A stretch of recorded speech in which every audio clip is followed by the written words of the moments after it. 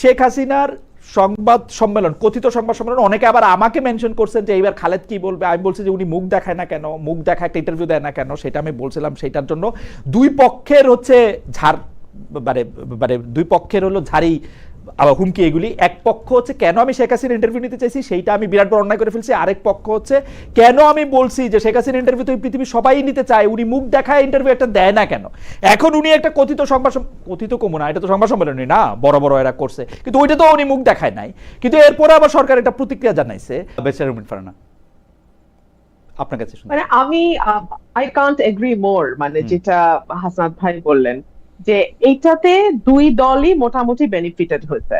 Awami League benefited হয়েছে কারণ এখন এই ইস্যুটা নিয়ে বেশ 2 দিন ধরে উত্তাল হয়ে আছে, 2 দিন কেন, এর আগের থেকেই।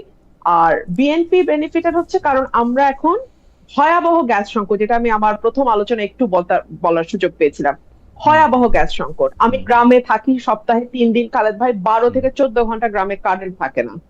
এরপরে তো আছে জিনিসপত্রের অস্বাভাবিক দাম, এরপরে আছে নানান রকম নাগরিক সমস্যা। এগুলো কোনো কিছু নিয়ে কথা না বলে আমরা এখন আলাপ করছি শেখ হাসিনাকে নিয়ে। আপনি আমাকে বলেন, গত 2 বছরে শেখ হাসিনার অসংখ্য অসংখ্য অডিও ফোন আলাপ ইয়ে হয়ে গেছে না, লিক হয়েছে না, বা ইচ্ছাকৃতভাবে লিক করা হয়েছে না? সেটার সাথে এই এই কনফারেন্সের ডিফারেন্সটা কোথায়? আমি কিন্তু কোনো ডিফারেন্স নাই, কোনো ডিফারেন্স নাই। উনি আসবেন, মানে আমি কোনো ডিফারেন্স দেখি নাই আসলে, একই কথা, না কোনো ডিফারেন্স নাই, রাইট, কোন ডিফারেন্স। আচ্ছা, ক্ষমার কথাটা আমি একটু হাসনাত ভাইয়ের সাথে যোগ করি। 96 সালে আমারও মনে আছে শেখ হাসিনা বলেছেন, যদি অতীতে কোনো ভুল হয়ে থাকে আমরা ক্ষমা চাচ্ছি, একবার সুযোগ চাই।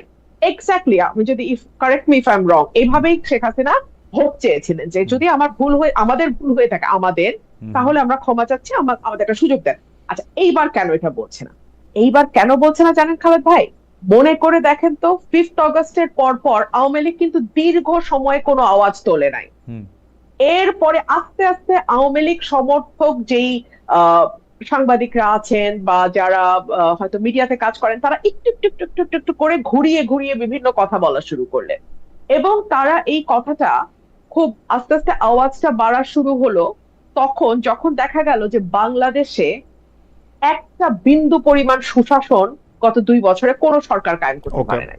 যখন দেখা গেল অর্থনীতির অবস্থা আরো খারাপ, যখন দেখা গেল যে নাগরিক সমস্যাগুলো নিয়ে আমি কথা বলছিলাম সেগুলো কোনোটা কোনো সরকার হ্যান্ডেল করতে পারে নাই, যখন দেখা গেল মববাজি যেভাবে ইউনূস সরকারের সময় হয়েছে কাছাকাছি, তারেক সরকারের সময় একই রকম প্রায় কাছাকাছি, যখন দেখলো হামে 800 উপরে শিশু মারা যাচ্ছে কিন্তু কোনো সরকারই সেটা দায় নেবে না, ইভেন বিএনপি মানে ট্রাই করছে ইউনূস সরকারকে ডিফেন্ড করার, মানে একটা ভয়াবহ অবস্থা। এবং ধীরে ধীরে আমার এই বাংলাদেশে তো আমি আছি, হাসনাত ভাই আছে, আপনি যুক্ত আছেন, আপনারা সবাই নিশ্চয়ই লক্ষ্য করেছেন, আস্তে আস্তে কিন্তু আওয়াজটা জোরদার হওয়া শুরু হলো যে নিরাপত্তা নাই, মববাজি, চাঁদাবাজি, নাগরিক সুযোগ সুবিধা একদম খারাপ, এবং শেখ হাসিনার সময় অন্তত আমি কথা বলি আমার উপরে বিপদ আসবে, হাসনাত কায়ুম ভাই কথা বলবে হাসনাত কায়ুম ভাইয়ের উপর বিপদ আসবে, কিংবা আরেকজন আন্দোলন করতে নামবে তার উপর বিপদ। কিন্তু যেই মানুষটা মধ্যবিত্ত, যে মানুষটা প্রাইভেট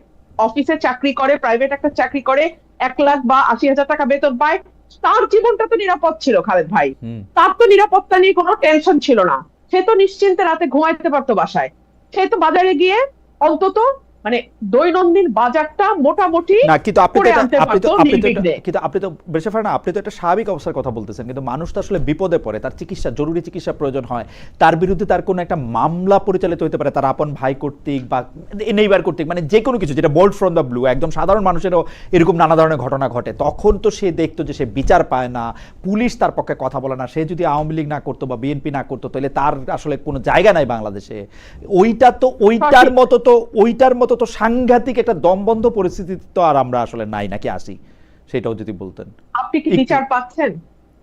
গত কয়েক মাসের আইন শৃঙ্খলা পরিস্থিতি আমি সংসদে তুলে ধরেছি, কয়টা ঘটনার বিচার? আপনি আসেন, মামলা আগেও আমরা দেখেছি বিএনপির নেতা কর্মীদের নাম হরে দরে সবার নাম দিয়ে লাস্টে 100 অজ্ঞাতনামা, এবং সেই 100 থেকে 500 অজ্ঞাতনামার মধ্যে একই রকম আসে, তাহলে বেশি পারে না আপনি একটু একই রকম আছে, তাহলে আমরা কি এইটা হাসনাত কায়ুমের কাছে শুনবো যে একই রকম আছে কিনা? বা দুর্ভোগটা একই রকম আছে, দুর্ভোগ দুর্ভোগটা একই রকম আছে। সেই মামলা বাণিজ্য, সেই শোন অ্যারেস্ট, সেই মানে ঘটনা ঘটুক না ঘটুক বিরোধী দলের নামে মামলা, সেগুলো চলতেছে।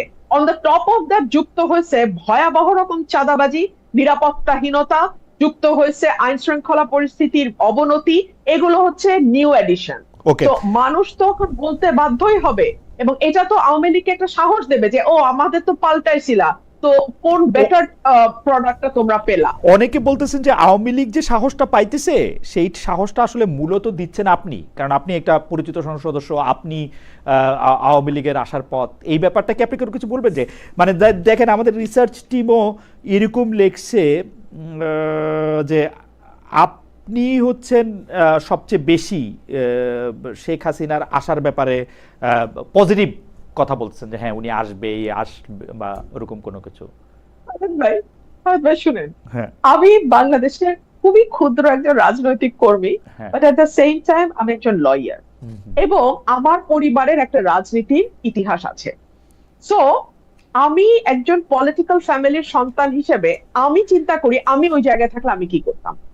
সো এই জন্য আমি বলছি কমন সেন্স বলে শি উইল বি ব্যাক। এটা আমার কমন সেন্স বলে। তিনটা কারণ আমি আপনাকে বলে দিচ্ছি এখনই কেন আমি বলেছি। আচ্ছা, চটচট করে বলে দেন। জি, হচ্ছে ওনার রাজনীতির একটা দীর্ঘ ইতিহাস এবং ত্যাগের ইতিহাস আছে ওনার পরিবারের। ওনার পুরো পরিবারকে এক রাতে মেরে ফেলা হয়েছে পলিটিক্যাল কারণে। দুই হচ্ছে ওনার নিজের ত্যাগ আছে সরকারি দল বিরোধী দল হিসেবে এবং ওই পরিবারের একজন বেঁচে যাওয়া সদস্য হিসেবে।